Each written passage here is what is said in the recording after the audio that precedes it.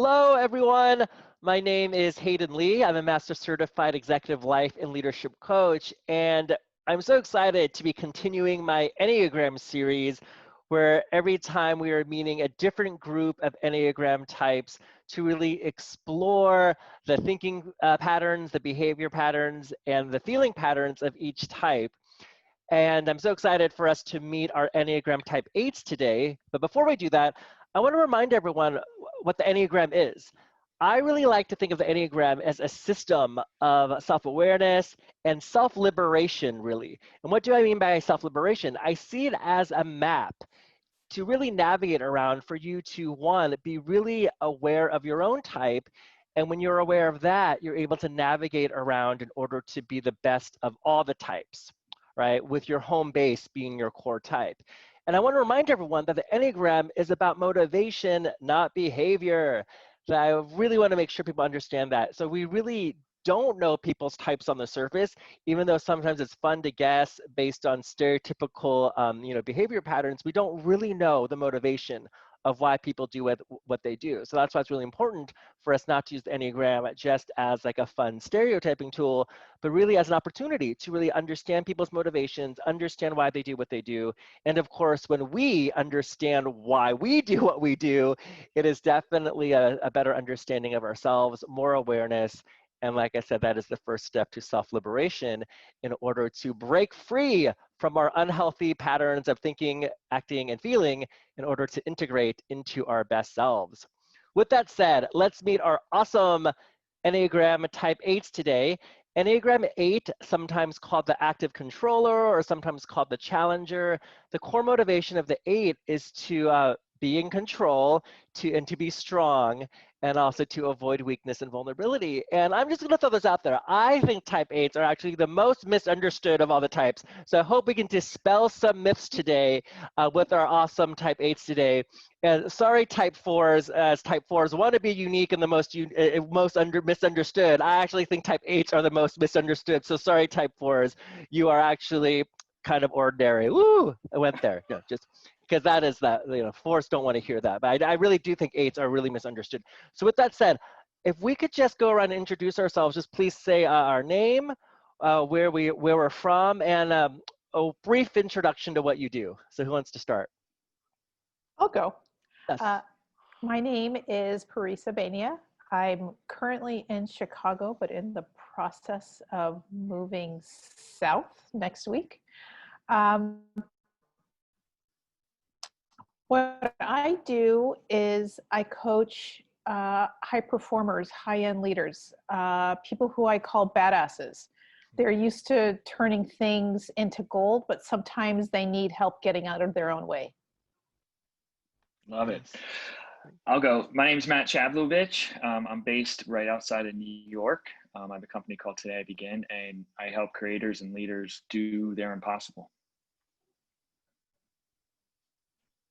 Hello, my name is Shikha Bhatnagar, and I am based in Los Angeles, California, and I'm the executive director of a small nonprofit called the South Asian Network, and we provide direct services to and advocacy on behalf of the South Asian community in Southern California.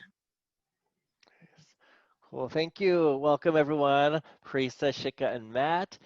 So my first question, I think all of you have gotten your, Enneagram report from me, and we've all talked about it, through our time with each other. So what were your first reactions when I sent you the results of your report?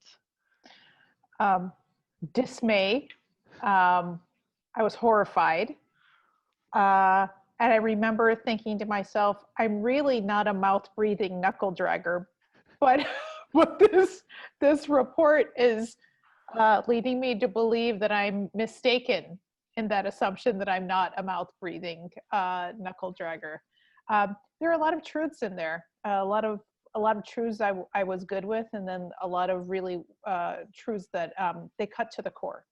So yeah, I was happy to have gone through it, but it's not like you want to read it every day either.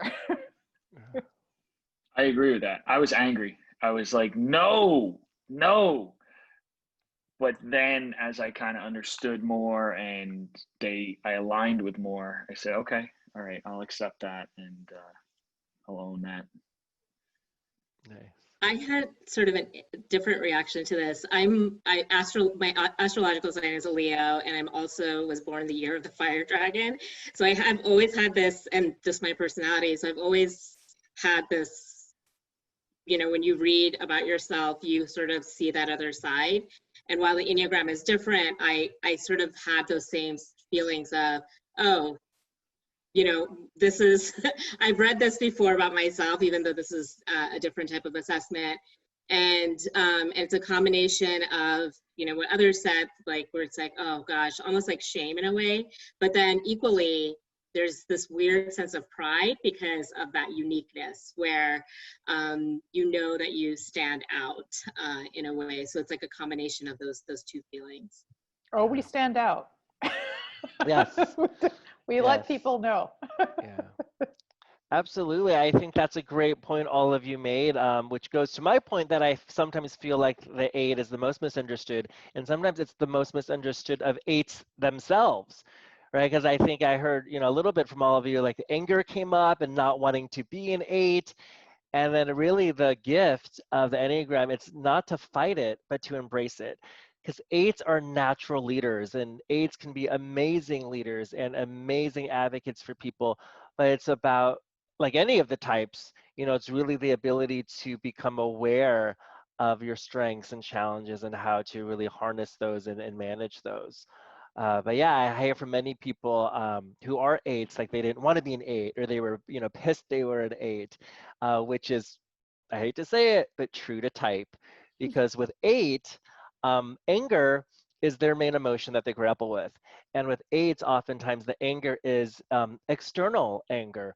Whereas there's 3 types that deal with anger, and they all sit in the action center of the Enneagram. The action center is 8, 9, and 1. So 8, 9, and 1s deal with anger in their own unique way. Whereas 9s are the peacemaker, they are passive aggressive. they deal with their anger by being silent, and they deal with their anger by inaction. 1's anger is internal, meaning they're like, they're smiling on the outside, but seething on the inside because it's not polite or right to be angry. And then 8's anger is directed externally. So can you all share a little bit about that? How, if you're angry, people will know. And if something is not to your liking, it's going to come out, which goes to the typical action patterns of 8s. It can be a little bit outward anger or outward expression of dismay. So does that resonate with anyone? Resonates completely. My anger comes out, I would say, in tone and intensity. It's not always loud. It can be. I know that muscle is there, but it'll just be intense with kind of really just repetitive kind of force towards whatever's making me angry. What I would add is, for me, anger has been sort of a central struggle, especially again as like a woman and being told that it's not appropriate to be angry, and it's been something that I've grappled with my entire life, and it's kind of what Matt said. It's like very like it can be loud, but it's really just just comes straight out, and the other sort of trait is bluntness, and it's combined with a level of bluntness. Yeah, there are a couple of things that bubble up for me. One is when I'm frustrated by something that's thwarting me, the anger comes, it explodes, and then after that, I'm like, oh, I just had the best idea. So I've now reconciled my anger as an ignition switch for some of my best ideas. So I feel it. I don't necessarily stop it from happening because I know what I can create on the other side of it. And that's typically not directed at someone. The anger isn't directed at someone, but I know I need that arc to be able to get to where I'm trying to go. So I've recognized that in myself. Yeah. The times in particular when it may be directed at someone, for me, when I feel something is unjust, when something is unfair, And it's not necessarily only unfair to me. There are a lot of times where I've, lost my cool when I thought someone else or something was unfair to someone else. So I've stuck my neck out. And I've let people know how angry I was by how wrong something is, a focus group of one. So this justice or this need to defend or protect comes out very strongly in me. Yeah. I think that's a strong characteristic of an 8. Yeah, go ahead, Matt. Yeah. I would also add that I don't mind getting anger being met with anger. Like, it doesn't necessarily mean that we're bad people. It just means that we're expressing ourselves, we're passionate, it's a release. And so I think that I do recognize it as great, like, express yourself. I can handle it, and I'm going to do the same. And I almost want to go toe to toe with people. Yeah. Yeah, I like that. There have been times where, you could see my scale getting close to 11, not even 10. And I've been told to calm down, and that, someone telling me to calm down makes me angrier, but the other thing is, like, I need that. I need the release. I need to the release is like a glass of cold water or lemonade on a really hot, sticky, humid day. After that, I'm good. I just need to be able to have that explosion, because that's where I get equilibrium. Yeah. Did you want to add to that, Shika?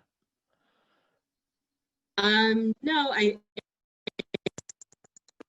it's sort of a release when it happens, and then I think what's really is, and again, like, it goes away. Like, you kind of forget about it, or you move on. I think what I have found myself doing often is trying to sort of not even get to that place, and sometimes that's difficult and causes more anxiety than than if I just, like, let it out. Yeah. I think that's very, very characteristic of the 8. I hear justice, right? When something is unfair, you will speak up. It definitely, the anger comes up with you, the anger boils, and this idea of release. But what I'm also hearing, it seems like all of you agree that when we do have that explosive anger sometimes, but then when you release it, then you're okay, and then you're able to move on. But the blind spot of that is when the 8 is very powerful and releases that anger, and they're ready to move on, you turn around and you've just left corpses in your wake. There's carnage. So tell me about that, because for fellow 8s, and like Matt was saying, I step up, go toe to toe with me. I'm ready for it. But not everyone is. It's not in everyone's DNA. So does anyone want to share a vulnerable story of how sometimes your anger or your explosions have, while you were okay and you moved on from it, others were left in the collateral damage? Anyone want to share? I can share. I run a small organization of staff and who are very different from me in personality. I would doubt, who knows, but I would doubt that any of them are 8s, or few of them are. And so I've had to be very conscious about that. And it was probably through, one of my sessions with you, Hayden, where we, where I explicitly told them, or I've made the habit of telling them that, I might explode, and I don't hold grudges. It's sort of that sort of mentality. Like, I let it out, but it doesn't stick with me. And I say that to them because I'm trying to be more aware of sort of the consequences of my explosions, and especially because it affects productivity and sort of my relationship with my staff. But absolutely, it's something that is very very much a part of my regular day-to-day, and I just have to be careful with that. Yeah. I would say that the other vice doesn't go well with that as well, which is the fear of being vulnerable, right? So when I have lost my temper in places that maybe I have left some residual carnage, the lack of vulnerability and kind of relationship building on that deep level has made it even harder to clean up. Yeah. Yeah.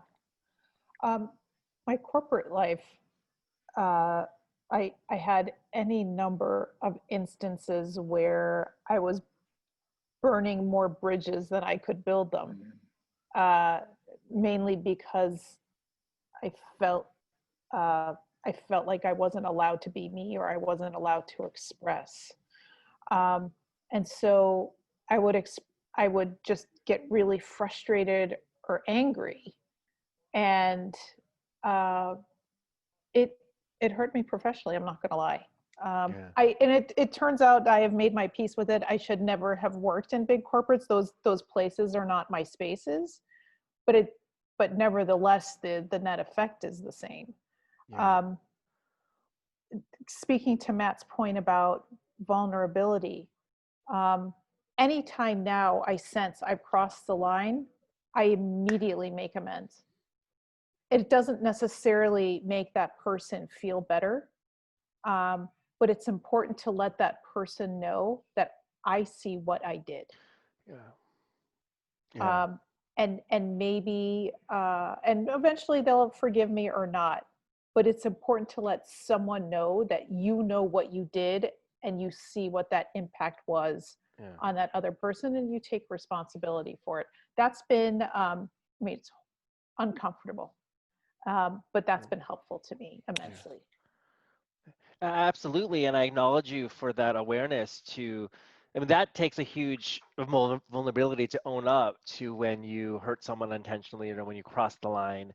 But also to your point, though, you know, the first step is that awareness that, you know, and to apologize and own up to it. But then eventually the work is, like Shika was saying, not to get to that point in the first place. Right. I was on a webinar yesterday, actually. There was a great metaphor around this issue of around communicating with people. It's like a glass of water. Like when you spill the glass of water, you can't really put the water back into the cup, can you? And then even if you did, are you going to drink that water? Probably not. So it's this idea of like, you know, yes, when you spill the water, you want to wipe it up, but then let's get to the point where we don't even spill that glass, right? Which the vulnerability piece goes to what I want to talk about is why I feel that the eights are often the most misunderstood. And I may have shared with all of you before this metaphor that the eights are marshmallows wrapped in barbed wire. And we share that oftentimes in my Enneagram training. We say that because beneath the tough exterior, beneath the no BS approach, beneath that anger, eights really are the most sensitive, generous, and kind-hearted people like ever. And I want you to know that, my eight friends. I want you to know I see that in you. And I've had the privilege to see that in you because we all have, you know, we've all had one-on-one time together. But I know oftentimes the world might not see that. The world might not get to see that the eights are the most kind-hearted, generous people out there. So what comes up for you as I share that? I'll tell you, Hayden, I've heard you say that before. And the first time I heard you describe an eight like that, I mean this sincerely, it was one of the most powerful things, and I never felt seen more. I mean, when you phrased it like that, I was like, oh, wow, he gets me. And then I would say that that kind of sensitivity and that marshmallow part that you kind of talk about, that is really the motivation to kind of protect and stand up for all of the people that we do. You know, when we kind of see somebody not standing up for themselves and or not kind of really stepping into their power, it's really where that comes from. It's just, hey, I can connect on that level, but I also am going to bring the power to make sure that you're seen. Yeah, I take it as my responsibility to, not that other people are weak, but I see it as my responsibility to stand with and protect what's mine. I'm a fierce protector. I'm a fierce defender. My husband likes to say my family likes to love hard and fight hard. It's true. And I laugh that I could be in the middle of like this knockdown, drag out, horrible fight with my sister. But if she were to fall and break her leg, I will stop the fight and take her to the hospital, but then afterwards I will continue the fight. But I'm not confused about who my people are. Yeah. I'm not confused about where my loyalties are. I'm not confused about why I love who I love. Sometimes it can be too much, and the passion comes across as not helpful or too intense for other people. Yeah, I think I've always seen myself as a person who as angry as I get, I love as deeply, and I'm passionate as deeply. I don't have like medium emotions. I had an ex-boyfriend once who said I was like an on and off switch without an off switch. I don't think he meant it as a compliment. I sort of embrace that now. But it's this feeling of when it's that's the same thing about protecting people, about if somebody, and I'm very loyal. Again, going back to my work environment, if there are people that are performing and they're doing well, I will do anything to make sure that they succeed, right? And I will give them every opportunity to succeed, because they are then part of my family, and I feel this sort of like personal stake in their success, aside from like their job. And so I sort of, I kind of, it all becomes personal to me, and so I think I do relate to that that vulnerability, or that soft side, like I can be really, really tough, but I can also be very kind and will give everything to somebody else. Yeah. Which is reminds me a little bit about sometimes eights, their thinking can be black or white, or like there's this binary thinking, and I'm thinking that because Shika's, your ex-boyfriend described you as like, yeah, you have two switches, or just one or the other, which is this black or white thinking that sometimes eights might get, into. It's either strong or weak, either right or wrong. And with that, though, sometimes comes judgment, right? That could be another thing with judgment of, because here's the thing about which, like, eights are fiercely loyal, and like Parisa was saying, will fiercely protect those who need protection. But then there's a little bit of a judgment of, well, who is strong, who's weak. Can you speak to a little bit about that? A little bit about that judgment of who's strong, who's weak, maybe who's smart, who's dumb. Because there is a little bit of that extreme, that happens in eights. Yeah. I would say that I think it's part of the process of trying to figure out who needs protected and who can stand on their own feet and should be, or who I should be fighting for. And also, I'll tell you, as you kind of talk about it, it just makes things easier for an eight. I mean, I think an eight is pretty direct in trying to create something or do something. So the black and white, the yes or no, it makes it, getting surgical around where to put effort and whatnot, much easier, versus the wishy-washy is kind of the nemesis. Mm-hmm. I think where it shows up the most clearly for me is that the authority. So as a typical eight, I do not like authority. I don't like people telling me what to do. But I am much more open to it if it's somebody who I think is smarter than I am. And that's where I make that judgment.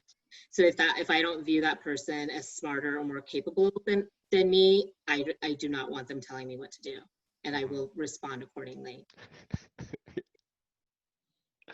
That's so interesting. I have found I've had to compartmentalize when I want to fight City Hall and when I say you can't fight City Hall. And so it's like I ask myself a series of questions. How much do I actually care about what's happening right now? And if I don't really care, it's not worth it for me to kind of be all in all the time. But in those instances where I think it's worth fighting City Hall, I think it goes back to this sense of injustice. I want to help people. I like helping people, or I step in to advocate for people when I sense that their voice isn't being heard, or that their voice is being diminished. That's really where it comes out more for me. And yeah, I make judgments all the time. I'm super judgy all the time. But what I've been getting better at doing is stopping myself and asking me, what's driving this judgment? What's driving this irritation? What's driving me want to lose my stuff? And once I kind of say, well, what's driving that? What's driving that? I've like taken myself off that 8 ledge, and it's helped me decide, well, do I care? Do I not care? And then based on whatever the answer is, act accordingly. Yeah. That's a good point. Yeah. Parisa brings up energy exertion is something that I know I pay a lot of attention to. And you know, does this make sense to kind of get behind or give effort to or kind of stand up for on a higher, you know, humanity level and for just righteousness. So I think that's a great point, Parisa. Yeah. Well, I think that's a good, I mean, that's part of the stretch to the 5, right? Which, you know, the 8 has a line to the 5, which is a line of development, which the 5 is the thinker, you know, the quiet specialist, the quiet thinker. So what I'm hearing is, you know, it sounds like some of you are already naturally using that development for you is like when you feel anger coming up, and it's not about fighting the anger, but it's all right, recognizing it's coming up and then looking at it from an analytical point of view, which is the strength of the 5. Like think like, what is really happening here? What is this about? And then act accordingly. So it's like to identify what is what's underneath the anger, and how can I express that in a productive way so that I don't alienate people or, you know, leave, you know, carnage in the wake. Because ultimately, when you do that type of damage, then the message of why you're angry might get lost in the delivery, right? I also want to point out, I love how Shika mentioned about authority and how, you know, she doesn't like being controlled. So that can also sometimes be a blind spot for 8s. It's a double standard on control. Whereas, like, you know, you all have the courage to step up and you don't mind being in control, but then being controlled is a different story. So I just wanted to touch upon that. I heard that in Shika. Is there resonance with Matt and Parisa with that too? Oh yeah. Oh yeah. I have a family where we all have strong personalities, and I'm the baby. And so even now I feel like someone wants to exert power or authority over me so that makes me super passive aggressive, and I'll like linger and take time with answering someone's question because I'm like, no, I sense that someone is trying to determine an outcome from me and I resent this. Which is like, it's so childish. But at the same time, I feel like what happens in those cases is that I no longer have agency. That I'm not allowed to have a voice. I'm not allowed to have my being. And then that's when I get really passive aggressive and be like, all right, I'm going to let you know who's the boss here. Yeah. Yeah, I would say the same thing. I'm fine being led, but I always know in every moment that I'm in control. I can get up and leave. And if there's ever restraints, like Parisha was talking around about, that I am losing control and that ability to make my own choices and kind of be me, well, then the claws would come out. But then when I lead, I also think that people think like me sometimes and say, hey, you know, you always can lead the room. But I realize that not everybody's built like me. You know? Yeah. I wanted to make sure that we touch upon also what Shika mentioned earlier about some of the challenges of being an 8 woman. You know, I want to make sure that we don't gloss over that, because I think this has come up a lot of times when I do Enneagram work and even when I do Enneagram trainings, that another reason why I think sometimes the 8s are the most misunderstood type. So if Parisa and Shika could just touch a little bit about what that experience is. Obviously, Matt and I can't speak to that experience. So what has been the experience for you two of, you know, being a strong 8 woman? I mean, it's again, something I've struggled with my entire life in terms of, all of what comes with that, whether it's in the anger, about sort of being blunt. All of these traits are, really not associated with being ladylike or appropriate for women. I'm a little envious of the discourse that's happening now. I wish it was there when I was younger, about owning anger, and that it's okay for women to be loud. And there are a lot of books about it now too, and it's wonderful. I wish that was there when I was younger, because I think what I'm doing now is, in my 40s, like reframing that narrative, the middle of my life, and owning it. But it's extremely difficult to be in having been told explicitly or implicitly over and over again that you are inappropriate, and being, just last month or 2 months ago, I was my tone was policed by, a community leader, an older Asian man. And I also had to, and this goes back to Chris's earlier comment, I had to keep my mouth shut, because it was for the sake of my organization. My normal instinct would be to fight back. But I kept my mouth shut because I didn't want to lose funding for my organization. I didn't want to cause more trouble. But this is par for the course for things I've experienced throughout my career and throughout my life. Yeah, it's that resonates with me so strongly, Shika. That's it's palpable. Yeah, generally it's painful, but as I'm Iranian, so I have this, it's obviously female, but Iranian, so angry Middle Eastern woman, right? And all of the stereotypes that come with being Middle Eastern. And so I was already coming into work different, right? My name is not Jane Doe. I don't have typical Caucasian features, whatever those features may be. And then add that to that I'm expressive.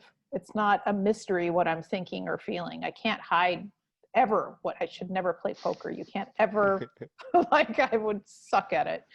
And then, the layer of being ethnic. And so you feel like you can't ever win. And it's, I wish, as to Shika's point, I wish we were talking about this a little bit more, however many years ago, but it's good that we're talking about today. But then let's also talk about the intersectionality of 8 with female, with being ethnically different in this culture. Yeah. And what does that mean? And how does a woman survive at the intersection of all of those things that may be true for her? There were any number of times where in my professional life, I was looking across the table at someone, I'm like, oh my God, if I were a white man,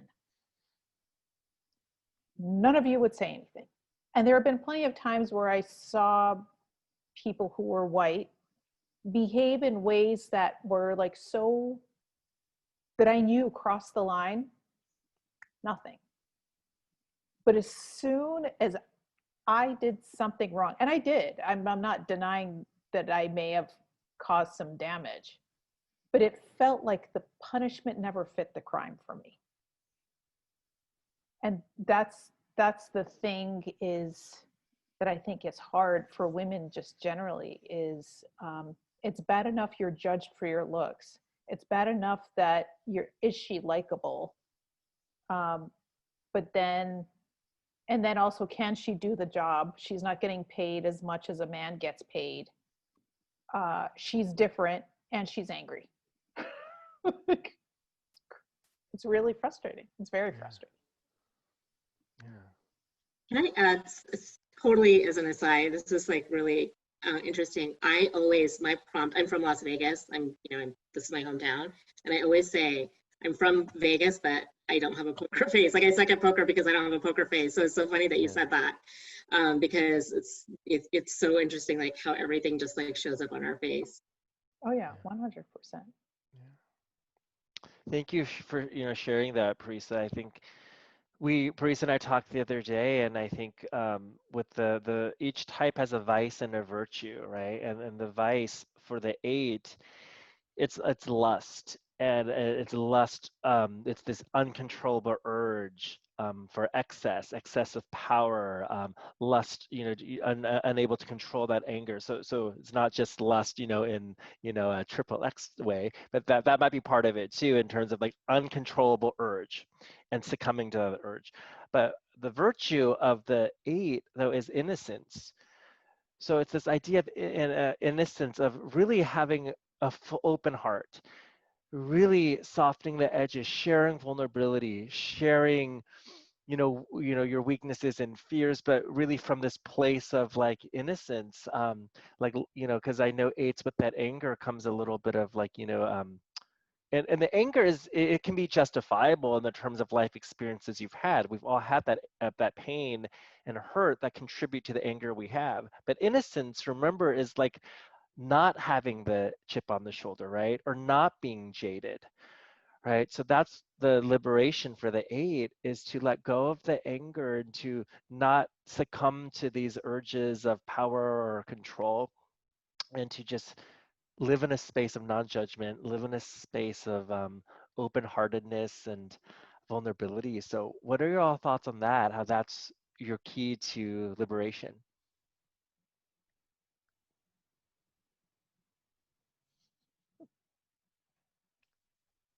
Look, it's like we're total 8s. We don't want to talk about being vulnerable.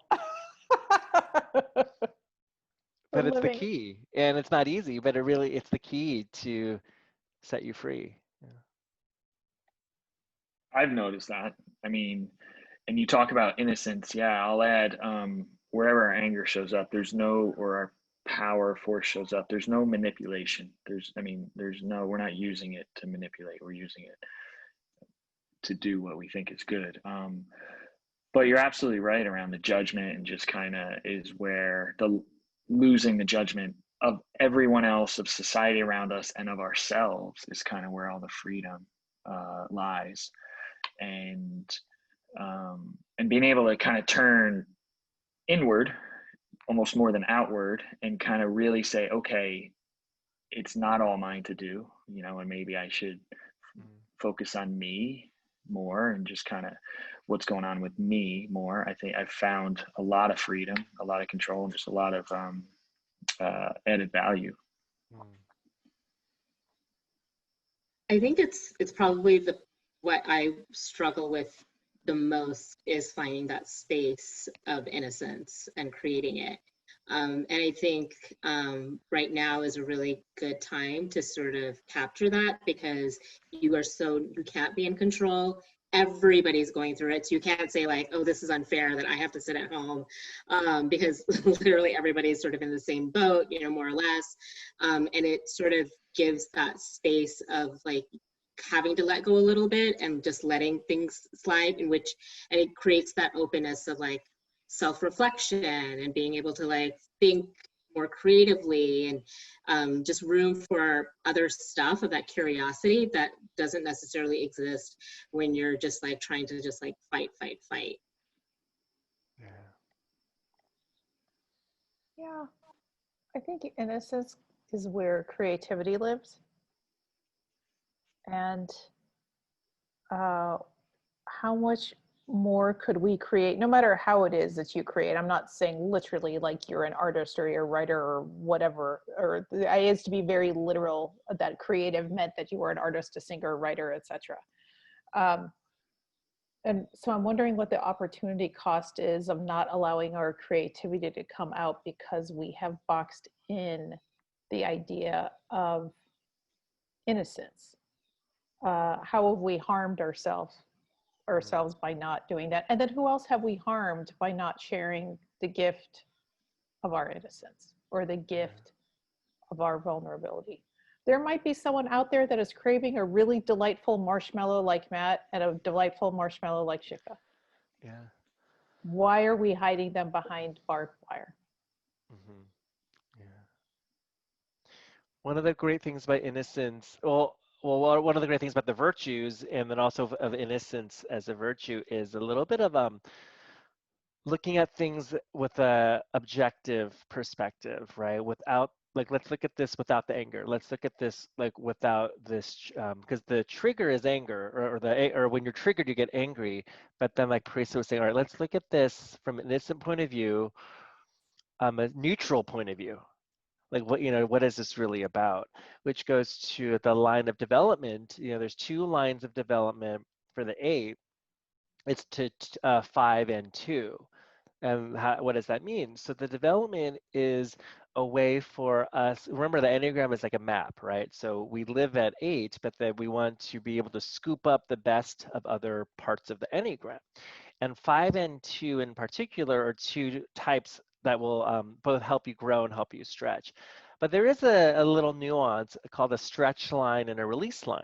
So what does that mean? So at 8, when they are feeling like they're going to there's a lot of strain, a lot of stress, and there's just a lot going on, they might not be in a place to go to 5 yet, because 5 is stretching. So stretching takes more energy, and like Matt was saying, there's energy that you need to exert to really slow. Like the 5 is about slowing down, taking time for themselves, really examining the situation from an analytical point of view. But that does take energy too, right? So that's the release for an 8 is actually to the 2. So the 2 is the considerate helper. So what happens is when an 8 is, really stressed or has a lot of strain, they can actually, what will help them get back to a place of equilibrium as an 8 is to serve with an open heart and to be warm and generous. And even though it's scary to be vulnerable, that's actually the key to help the 8 feel more like him or herself. Ironically, it's like, so that's how the lines work, is when an 8 is really just at their wits' end, feeling the pressure of everything, when they actually just open their heart up, share more vulnerability, share innocence, and really come from a place of a 2, because a 2 is the helper who wears his or her heart on their sleeve. They love unconditionally. And then they actually can be at a place then to stretch to the 5, which is, all right, I feel okay again. I feel normal. Now let me take some time for myself and really look at this from an analytical point of view. Because sometimes if you're all riled up, you might not even be ready to stretch to that 5. So what are your all thoughts on that? Let me ask you this. Where are you at right now? What would benefit you more? Going to the 5 of quiet reflection and inner work, or going to the 2 of more vulnerability, open-heartedness, and generosity, and serving with love? What would help you the most at this moment, you think? For me, it's 2. Tell me more. Because bringing in that vulnerability, so without going to the 2, and when we're just kind of bringing our power, bringing our force, bringing our leadership, it's almost like it's a job to do. Like we're just trying to get somewhere. But what we leave on the sidelines is the connection, the really deep connection. That's where the 2 and that kind of vulnerability allows for. And that is what I can tell you for me, just is kind of what I want the most, what I seek the most, what I'm missing the most, is that deep connection to the people that I love so much and that I want to serve and support and stand up for. And so when I bring that in, it rounds me out. I don't feel like I'm 2-dimensional. It gives me more of a 3-4-dimensional feel. Yeah. I want to add to that, Matt. What came up for me when you said that I just have this kind of epiphany right now. I think the reason why 8s, if they're feeling a lot of strain and pressure, they need to go to their 2 first before they go to their 5. Because if you're in a really tense, stressful place and an 8 goes to the 5, all of a sudden their 5 analysis and strategy is going to be like a battle plan. It's just going to be a straight up fight plan. I'm going to strategize to get to my goal and with ruthlessness. But if you go to your 2 first, all right, how can I strategize and get my goal done with the heart, with serving and with love. And that actually is a great insight I just had, is, that kind of solidified for me a little bit about the difference between a release line and a stretch line. Because at 8, if you're stretching the 5 without the heart, then it's just kind of like a heartless plan, a plan of attack, versus how can I serve the whole person? How can I serve people with love? So thank you, Matt, for sharing that. How about you two?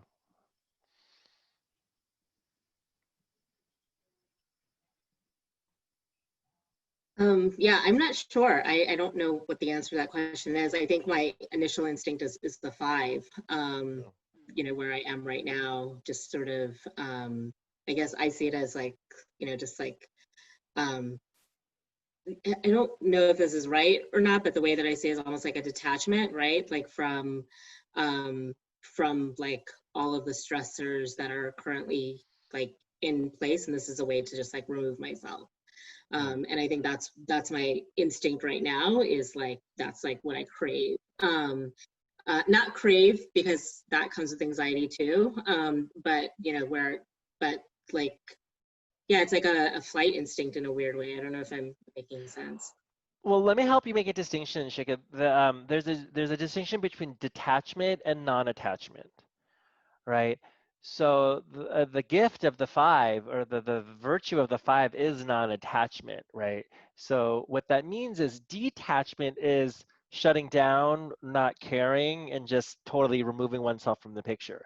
Non-attachment is to be able to take a step back, take time for yourself, but still care and still have a stake in the game, but not letting it like impact you, right? Not letting it emotionally drain you or energetically drain you, to be able to compartmentalize a little bit that, yes, this is happening, yes, I care, but I need to take a step back. Versus detachment is kind of like, I'm shut down and tuning out. Do you see the distinction? Yeah. Yes, absolutely. So I want to invite you to maybe think about if you're going to the 5, it's about non-attachment, not detachment, because I know you deeply care. I know you're a deeply passionate person. You can't turn that off. But non-attachment is, all right, let me just chill out and, be non-attached to the outcomes, non-attached to these emotions I'm having right now, and just kind of sit with it versus checking out completely. It's a difference. How about you, Priest? The 2 or 5 jump out at you? I think the reason why I'm struggling with this one is actually I feel so intensely that I need to protect myself by not feeling. And so going to a 5 allows me to cope. If someone I love or I have a strong connection to is in pain, it's debilitating to me. It's I kind of shut down, and I kind of and if you were to look at me, you'd see like I kind of look catatonic, like I have like no expression, but it's because it's like I'm feeling everything so intensely. So it's not like I don't see the value of the 2, but because, Hayden, you and I were talking about the other day, we go to these extremes. So like when I go to the feeling thing, I'm really feeling. Yeah. So I wish I had an answer to the question, but really in this moment, the answer to the question is I don't know. Yeah. That's a perfectly valid response for this moment. And I think that makes sense too, right? Because of some of the intensity of the age, right? Like Paris is saying, it's like, well, if I'm going to go to the 2 and if I'm going to tap into my feeling, I'm going to really feel deeply. And that's scary, especially for an 8, right? To know that you can deeply feel and deeply have that intense emotion, it can be scary. Yeah. The last thing I wanted to go over is a little bit of the subtypes as well, is, as I've talked about before, that there's 3 instincts that exist. There's the self-preservation instinct, which is, the instinct of looking out for one's own material needs, one's own safety first. Then there's the one-to-one instinct, which is the preference of intensity of experience, intensity of relationships, intensity of experience with certain people. And then there's the social instinct, which is looking out for the group and the herd and the community. According to this, we have 2 social eights in Shika and Matt, and then a 1-to-1 eight in Parisa. And the social 8 is actually the counter type, which out of the 3 types of 8 tends to be can be the most mellow. That's why it's the counter type. So sometimes they may seem like a 2 because they are about helping other people. Their control comes from protecting the herd. And then the 1-to-1 8 can be the most intense of the 8s, Arisa. So it's like 8s already are intense, and being the 1-to-1 8 actually can magnify that intensity, because the 1-to-1 type just loves intense experiences, loves intense relationships, just loves intensity. So how's that land with all you, that, with that, the subtype? Does it resonate with you? Yeah. It does for me. I mean, because I can say that even when I step up to lead or try to control, I always kind of have an eye on, is the pack with me, or how far am I stepping out? And then also there's kind of an analysis on where all the power lies within the group, and just so I can understand and really feel into how much leadership or control I should take or step up, or there's definitely kind of understanding the way the pack runs is in my DNA. Yeah. Yeah, I mean, this is one of those where, I had that question of, when I took this assessment, it was 2 years ago, and I was wondering if I was still innate social. While it does resonate with me, I see my, it depends on the circumstances sometimes. And in terms of like seeing myself vis-a-vis a group, or the way that I also interpreted it as like, community, when we were talking about like how whether you are acting appropriately per the community that you're part of. And I think the reason that I was wondering if I was still that was and maybe I'm totally off, but I've been struggling with this idea of like, I need to do things regardless of what the community or what the systems think of me. And so I've been actively sort of like thinking along those lines and trying to sort of not shut that out, that maybe that's too strong of a word, but being a lot more cognizant of it as I make decisions and take certain actions. Yeah.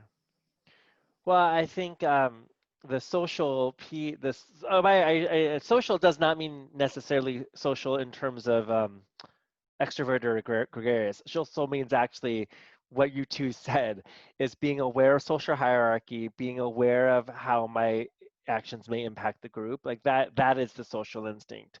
So, and being aware of who's who in a group, and then also as an 8, asserting control and asserting strength on behalf of others, on behalf of the group. So yeah, I mean, I can't answer that off the top of my head, Shikif, whether or not social is still your top instinct, but I know it's in you, and it's definitely even as your role in your organization, and the what your organization stands for is very much for a social cause, right? So. What about you, Prisa? How do you know that the 1-to-1 instinct is a dominant instinct of that intensity of relationships with certain people? It makes sense to me within the context of, and I know this isn't about introverted, extroverted, but because I am introverted, there's only so much of group stuff I can take, and then I just need to go and hide in a corner and not look at anyone. I am more comfortable in small groups. I feel like I can connect more powerfully in small groups or one-on-one. And actually, I think my power as a coach is precisely because of this deep one-on-one connection. Yeah. I think that's where my magic might live. Yeah. Yeah, I definitely play with that, because you describe the 1-to-1 instinct very well, which is the power in one-to-one relationships for you is strong, and you prefer that and you thrive on that. Yeah. And then I think what also just came to me is my intuition game is always strong. But I feel like in those one-to-one moments, it goes on another level. Yeah. So there's I welcome those smaller connecting moments, because it allows for it to feel more 3D as opposed to 2D. Yeah, cool. Thank you, Parisa. So, wow, we're about to wrap this up in a second. So I'm just going to say a few words to the audience. But my last question to you three that you can think about is, what would you like the world to know about eights? So that's going to be a lot. So think about that. What do you want our viewers to know? What do you want the world to know about eights? So while my fabulous 8 friends think about that, I just want to, thank everyone for watching the Enneagram series. And if you like this video, please, you're watching this on YouTube, please go ahead and subscribe and like this video below. And my YouTube channel is Hayden Lee Coaching. And of course, you can visit a lot more of my work at haydenlee.com, HAYDENLEE.com. And thank you everyone for watching. And of course, thank you to my fabulous, awesome 8 panelists. So my 8 panelists, so yes, what are your final words you'd like to say, and what would you like the world to know about 8s? For me, it would be 8s have your back. I mean, we're fighting for the right reasons. There's no manipulation there, and we've got your back. Thank you, Matt. I love that. I would say that if you're not taking a closer look at an 8, they will look like how bodies show up in a funhouse mirror, or like one of those carnival mirrors. And so ask yourself, is this the funhouse mirror? Am I treating this person like I've just seen them in a funhouse mirror, or am I actually seeing them? Nice, thank you. I think what I would say is that 8s are incredibly passionate, and we are not on this planet as passive participants, that we are actively working to make this world a better place, whether it's in a small corner or if it's globally. And really, in many ways, like 8s are what the world is going to need after this COVID stuff is over, in terms of reimagining a world where that's more inclusive, that is more just, and I think a lot of us are going to be able to shine and show the positive parts of our 8 selves in the coming years. Yeah, very well said, Shika. Yeah, and I definitely agree with you, and thank you all, amazing 8s. Like I said earlier today, I have the privilege to see more of the marshmallow sides of all of you, more than the barbed wire side, and such generosity, such kindness, and the willingness to step up to fight the good fight, which, as Shika says, we really, really need that right now. 8s are amazing leaders. And for all of you wonderful 8s, as marshmallows wrapped in barbed wire, just one by one, take a barb out, one by one, because I promise you, the more barb you take out, the stronger and more powerful you will become. That's my message to you 8s, is that the more sweetness you show, the more vulnerability you show, it will magnify your power and strength more than you know. I promise you. So not only does the world need 8s, like Shika says, the world needs 8s who are strong and vulnerable, powerful and sweet. And I promise you, that is what's going to change the world. And I can't wait to, follow your lead, 8s. So thank you, thank you, thank you for being here. Go change the world, 8s. And thank you, viewers, for watching. And go make an 8 friend and get to know them a little bit deeper, because they are amazing. So thank you, everyone, for watching. Thank you. Thanks, Hayden.